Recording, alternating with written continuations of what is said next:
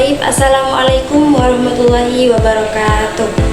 Yang saya takdimi pengasuh Pondok Pesantren Zainul Hasan Genggong, Asy-Syaikh Al-Hajj Hasan Mutawakkil Allah SHMM, dan yang saya hormati Bapak Rektor Universitas Islam Zainul Hasan Genggong, yakni Bapak Asosien Profesor Dr. Abdul Aziz Wahab BAMAG, dan yang saya hormati Kaprodi PGMI, yakni Bapak Dr. Firdaus Ainul Yakin MPDI, dan tak lupa pula kepada Ibu Nur Fatimah MPD selaku dosen pengampu mata kuliah Sejarah Peradaban Islam.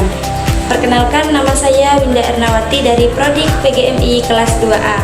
Di sini saya akan mempresentasikan peta konsep mengenai Islam di Eropa. Yang pertama yaitu ada masuknya Islam ke Eropa.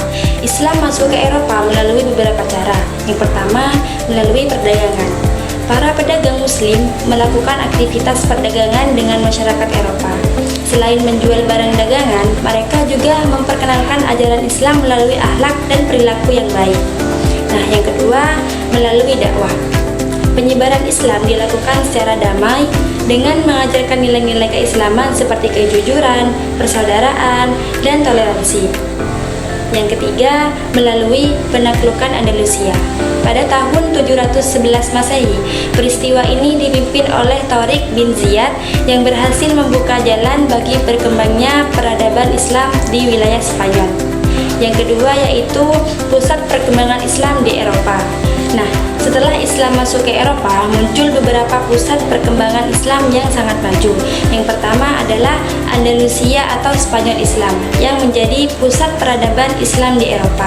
Kemudian ada Cordoba yang terkenal memiliki banyak perpustakaan dan menjadi pusat ilmu pengetahuan. Selanjutnya Granada yang berkembang sebagai pusat seni dan budaya Islam. Selain itu, terdapat Sevilla yang menjadi salah satu pusat pendidikan Islam yang penting pada masa itu. Kota-kota tersebut menjadi bukti bahwa Islam pernah mencapai masa kekayaan di Eropa. Yang ketiga yaitu kemajuan peradaban Islam. Peradaban Islam di Eropa mengalami kemajuan yang sangat pesat dalam berbagai bidang. Yang pertama, bidang ilmu pengetahuan. Umat Islam berhasil mengembangkan ilmu kedokteran, astronomi, dan matematika. Banyak ilmuwan muslim yang menghasilkan karya-karya penting yang kemudian dipelajari oleh bangsa Eropa. Selanjutnya, bidang pendidikan. Islam membangun sekolah, universitas, dan perpustakaan yang menjadi pusat pembelajaran. Banyak pelajar dari berbagai daerah datang untuk menuntut ilmu. Bidang seni dan arsitektur.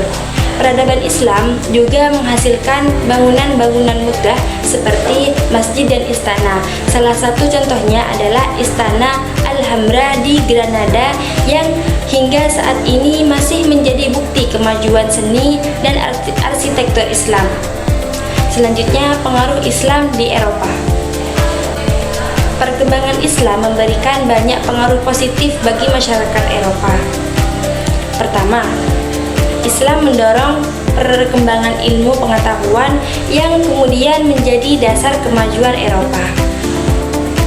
Yang kedua, Islam memperkenalkan budaya dan peradaban yang maju kepada masyarakat Eropa. Yang ketiga, Islam menjadi inspirasi bagi sistem pendidikan modern, terutama dalam pengelolaan universitas dan perpustakaan.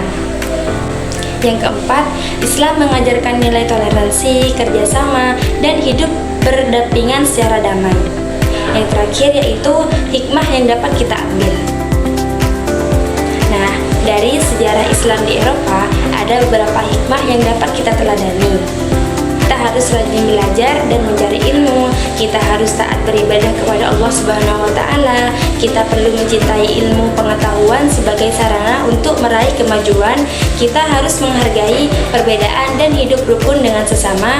Kita perlu menjadi generasi yang berakhlak mulia. Dari pembahasan tersebut dapat disimpulkan bahwa Islam pernah berkembang pesat di Eropa, khususnya di Andalusia. Peradaban Islam memberikan kontribusi besar dalam bidang ilmu pengetahuan, pendidikan, seni, dan budaya. Oleh karena itu, kita perlu meneladani semangat umat Islam terdahulu dalam menuntut ilmu dan membangun peradaban yang lebih baik. Sekian presentasi dari saya. Mohon maaf apabila terdapat kekurangan. Ihdinas siratal mustaqim. Wassalamualaikum warahmatullahi wabarakatuh.